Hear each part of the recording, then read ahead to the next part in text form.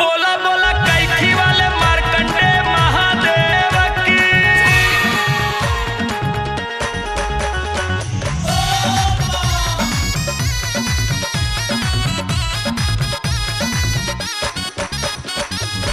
और कांवर उठौले बानी नानी बाउमरिया कैसे कटी राजा पनिया में रहिया।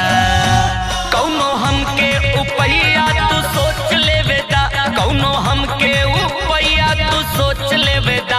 राजा सड़िया कमरिया में खोस ले बेटा, राजा सड़िया कमरिया में खोस ले बेटा, और राजा सड़िया कमरिया में खोस ले बेटा।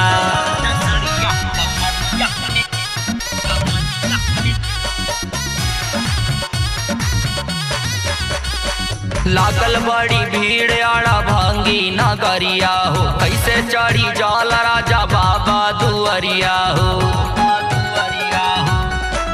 ऐसैया लागल बड़ी भीड़ आड़ा भांगी नगरिया हो, कैसे चढ़ी जाल राजा बाबा दुअरिया हो।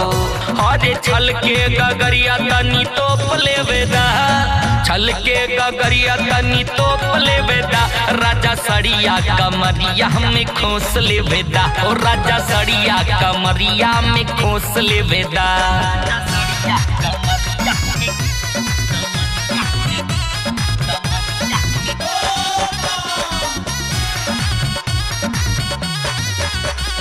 मार्कंडे महादेव के करबे अब की दरसान हो, मथवा हम तो टेकब अब की वनही के चरण हो।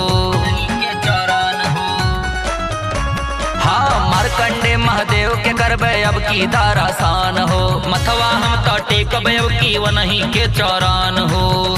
रहिया रसिया गणेश से पूछ ले बेदा, रहिया रसिया गणेश से पूछ ले बेदा।